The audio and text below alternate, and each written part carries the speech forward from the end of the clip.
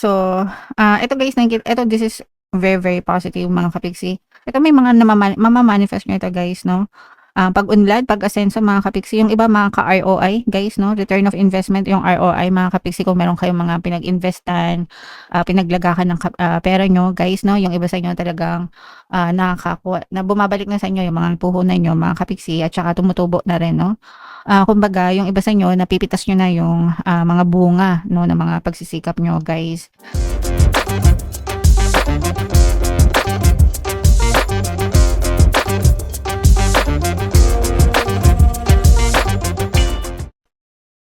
Hello guys, hello Leo. Welcome back to Pinoy Pixie tayo. Ang pamagat ng episode natin for tonight is monthly horoscope parang ngayong April guys para sa Leo, Sun, Moon, Rising Sign, and Venus. Unahin natin tong deck na to guys. By the way, sa dulo ng video magkakaroon tayo ng yes or no pick a card reading. Ito yung deck na gagamitin natin. Pwede kayong magtanong ng isang tanong, answerable by yes or no, tapos titingnan natin yung sagot ng tarot sa inyo guys. So sa dulo ng video yan, kaya make sure na tapos nyo yung video hanggang sa dulo. Unahin natin tong deck na to guys. Ito yung mga angel messages para sa inyo. A year from now, ito yung timeline mga kapiksi. Timeline sa mga dasal nyo, sa mga manifestation nyo, a year from now. Pero huwag kayong mag-alala guys, kasi ito, pwede pa itong mas tumagal or pwedeng mas dumali, mas mapadali. Depende kung gaano kayo ka-focus sa inyong mga intentions mga kapiksi. So, the more na mas nagfo-focus kayo at saka wala kayong masyadong balakid, mas mabilis mag-manifest yung mga desires nyo. Pero kung marami kayong balakid, masyado kayong nega, hindi kayo nagfo-focus, mga kapiksi, masyado kayong distracted, pwedeng tumagal, no? Mas lalong tumatagal yung manifestation. So, make sure guys na palagi naka-focus, mga kapiksi. Talong tayo dyan, guys. Okay, sorry. Next message, wow, ito yung peaceful resolution mga kapiksi, no? So, wala kayong kailangan ipag-alala mga kapiksi ngayong buwan. Maaaring dumating yung mga solusyon sa mga problema nyo, mga sagot sa mga dinadasal nyo, mga kapiksi, okay? Basta palagi lang kayo magdasal, ugaliin nyo magdasal. Prayers and affirmations, guys. Syempre, kailangan yung kumilos, kailangan maging masipag tayo, and kailangan ng pagiging positibo. Guys, hindi pwede yung kumikilos nga kayo, nagdadasal nga kayo, pero ubod naman kayo ng nega, no? Hindi ganoon guys. Kasi kina-cancel nyo lang yung pinagdadasal nyo.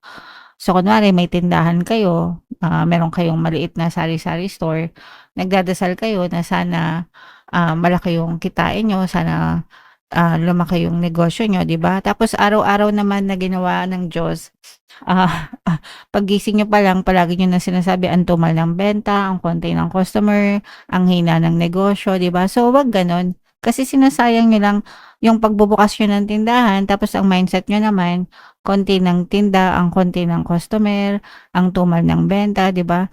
Kapag ka ganun yung mindset nyo guys, ganun din yung ma-experience nyo. Kina-cancel nyo lang yung dasal nyo, tsaka yung kilos nyo. So, dapat lahat yun mga kapiksi sama-sama, okay? But yeah, bottom line is wag mag-alala dahil dadating din sa inyo yung mga solusyon sa mga problema nyo guys. And ito naman ay forgiveness, no? Paalala ito sa inyo mga kapiksi para mawala yung mga balakid, yung mga negative emotions sa puso nyo. Kailangan magkaroon ng forgiveness, guys, no? Pagpapatawad para mawala yung mga galit, anger, hatred, resentment, grudges, no? Yung mga toxicity sa puso, guys, dahil yan sa mga negative emotion. And yung mga negative emotions na yun, nagiging balakid yan sa inyong kabuhayan guys, okay? So ito i-mind nyo na tong mga peaceful resolution na to mga kapiksi sa comment section. Ito naman ay love message guys, no? Yung mga gustong sabihin sa inyo ng person mo, Leo. Kung ano lang yung makaresonate guys, pagbigyan mo sana akong muli. So ito yung nakikipag-reconcile mga kapiksi, no? Or parang gusto niyang humingi ng another chance. Magre-resonate ito dun sa mga hiwalay na, sa mga ghosted, dun sa mga sinasabi ng mga walang closure, no? Yung tipong bigla na lang nag-no contact, hindi na nagkausap, yan. So, makaka-resonate kayo dyan, Leo. Another message guys, mahal kita. Ayan na, adjustment, kiligin ka na. So, babalik yung person mo, hihingi ng another chance kasi mahal ka pa rin niya. Yun yung pinaka panalo doon mga kapiksi. Mahal ka pa rin ng person mo, kaya gusto niyang bumalik sa inyo. Ang tanong guys is, kung pagbibigyan mo pa ba, 'di ba? And ito naman, pinapalaya na kita. So, importante ito guys, tong forgiveness, no? Kung gusto niyong pagbigyan yung person niyo, mga kapiksi, dahil sa pagmamahal, kung tatanggapin niyo sila guys, make sure na mapatawad niyo muna, no? Kasi kung tatanggapin niyo tapos hindi niyo mapatawad, magiging balakid lang itong nakaraan, no, sa relationship niyo mga kapiksi. And for some of you naman, ito guys, wala nang balikan, no? Doon sa iba, parang your person is letting you go na for good para wala ng para wala ng no strings attached, kumbaga, para maka-move on na kayo parehas, Leo. Okay, so saan ka ba naka-resonate? Dito ba sa pagbigyan ulit or dun sa pinapalaya na? Comment down below, Leon. So, shuffle natin to guys. Hanapin natin yung energy ng Leo. Habang sinashuffle ko to, panoorin nyo muna yung video natin regarding sa ating paano mag-manifest ng abundance video course. Kapiksi, sawa ka na ba sa mga struggles at hirap sa buhay mo? Masipag ka ba at masikap sa buhay ngunit hindi ka pa rin umaasenso? Ilang beses ka na bang nag-attempt magnegosyo at mag-invest pero palagi ka pa rin nalulugi? Sa pagkakataon na ito ay maaaring may subconscious beliefs ka na nagiging balakid sa iyong pag-unlad at pagyaman. Introducing, paano mag-manifest ng abundance video course. Dito ay matututunan mong ma-overcome ang mga balakid mo para tuluyan ka ng umunlad, umasenso, sumagana, maging matagumpay, successful at maswerte sa iyong kabuhayan, pera, trabaho, negosyo sa lapi at kaperahan ng bonggang-bongga. Dali, mag-send na ng email sa pinoypixitaro@gmail.com at simulan na ang iyong pagyaman ngayon. Alright, so sa lahat ng gusto mag-avail ng course guys, meron tayong paano mag-manifest ng abundance video course, paano mawala ang third party, at magkaroon ng harmonious na relationship, paano pabalikin si ex, revise breakup. Sa mga interesado guys, mag-send lang kayo ng email sa pinoypixitaro@gmail.com. And sa mga naghahanap ng pampaswerte guys, meron tayong money shaker jars, siya itong mga bracelets guys. Ito yung number ko sa WhatsApp, chat nyo lang ako dyan mga kapiksi. So, Leo, kayo ay represent ng Queen of Wands sa ating spread, mga kapiksi. So, this is a very positive set of energies guys. Meron din ditong presence ng Earth signs, Capricorn, Taurus, Virgo, Air signs, Aquarius, Gemini, Libra. For some of you guys, maaaring may ganyang element kayo sa inyong natal chart or you may be living with other signs na may ganyan sa kanilang natal chart, mga kapiksi. So, ito guys, this is very, very positive, mga kapiksi. Ito may mga mamamanifest nyo ito guys, no? Pag-unlad, pag-asenso, mga kapiksi. Yung iba mga ka-ROI guys, no? Return of investment, yung ROI, mga kapiksi, kung meron kayong mga pinag-investan, pinaglagakan ng pera nyo guys, no? Yung iba sa inyo talagang nakakakuha, na bumabalik na sa inyo yung mga puhunan nyo, mga kapiksi, at saka tumutubo na rin, no? Kumbaga, yung iba sa inyo, napipitas nyo na yung mga bunga, no, ng mga pagsisikap nyo, guys. And nakikita nyo rin, mga kapiksi, na unti-unting lumalago pa, no?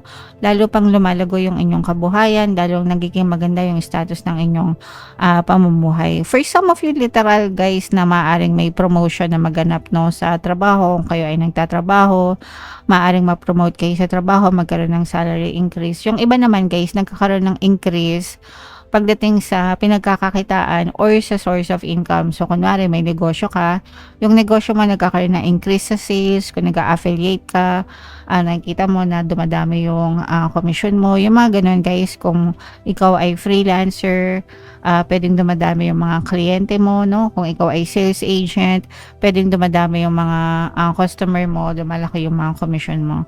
So, pataas guys, no? Yung nararamdaman natin dito, mga kapiksi. And yung iba sa inyo guys, talagang super enjoy lang na ini-enjoy nyo itong mga bunga ng pagsisikap na to. Nagkakaroon kayo ng work-life balance, mga kapiksi. Hindi lang puro trabaho, hindi lang puro source of income. Nagkakaroon din kayo ng time na mag-enjoy, no? And mag-enjoy sa buhay, lumabas-labas guys, no? Kasama ng mga friends nyo, mga mahal nyo, ganyan. So, yeah. Yung iba sa inyo parang feeling nyo, ito talaga yung dream life nyo, ito talaga yung gusto nyo. mga kapiksi. So, congrats sa inyo, Leo. Ayan, no? So, i-main-main nyo na to guys, to mga ROI na to, mga matatamis na bunga, mga pag-unlad, pag-asenso, mga kapiksi. So, this is a very harmonious relationship, guys. Sa loob ng tahanan, maganda yung energy sa loob ng tahanan, sa loob ng pamilya. Guys, meron din kayong chance na magkaroon ng bonding. Yung iba sa inyo, guys, parang meron kayong pinag-iipunan para sa pamilya din. Ito, I'm sensing na yung iba sa inyo nag-iipon para makapagpatayo ng bahay, makabili ng bahay, makalipat ng bahay, or makarenovate ng bahay, mga kapiksi. Pero this is more on house, home, building a home, mga kapiksi, no? So, yung iba din, kung nakikipag-bid din kayo guys, no? Yung mga bidding or yung mga nagpapa-approve ng mga housing loan, yan. So, maaring matuloy din yan, mga kapiksi. Okay? And kung meron kayong mga problema, meron kayong mga dinadamdam guys, no? Wag kayong mahiyang magsabi sa mga pamilya nyo, sa mga malalapit nyong kaibigan. Kasi tutulungan nila kayo, hindi kayo nag-iisa. Guys, ito yung sinasabi nating peaceful resolution, mga kapiksi. Yan. Ito yung mga tulong, no? May mga tutulong sa inyo, guys. Ito, magre-resonate ito sa mga kapiksi natin na nagdadalas ng problema. Maaaring may mga tulong na dumating sa inyo para mapasa inyo ito, mga peaceful resolution na to, mga kapiksi. Alright? So, yeah. Hindi ko alam kung nasabi ko kanina, pero ito yung ating yes or no pick a card reading, mga kapiksi. Huminga kayo ng malalim, tapos itanong nyo sa isip nyo yung isang tanong na gusto nyong malaman for April, answerable by yes or no. And pili kayo ng isang card, guys. Sa mga gustong matuto mag-manifest, guys, meron tayong mga manifestation videos. I-click nyo lang yung join button dito sa baba para magkaroon kayo ng access, guys. Okay, so hinga ng malalim. Itanong yung tanong sa isip, guys. Pili ng isang card. Ito yung card 1, card 2, card 3. Kung card 1 ang napili nyo, ang sagot sa tanong nyo ay yes.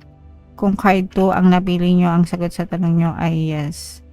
Kung card 3 ang napili nyo, ang sagot sa tanong nyo ay yes, guys. So, puro yes naman. Congrats sa inyo, mga kapiksi. Alright, so comment down below if naka-resonate kayo. Guys, yung mga magaganda, no, i-mind nyo na sa comment section. For more tarot readings, ito yung playlist nyo. Ito naman yung ating success stories ng paano mag-manifest ng abundance video course. Panoorin nyo itong video natin, guys, about money shaker jars. Thank you for liking, sharing, and subscribing. See you next time, guys. I love you all. Have a nice day. Bye-bye.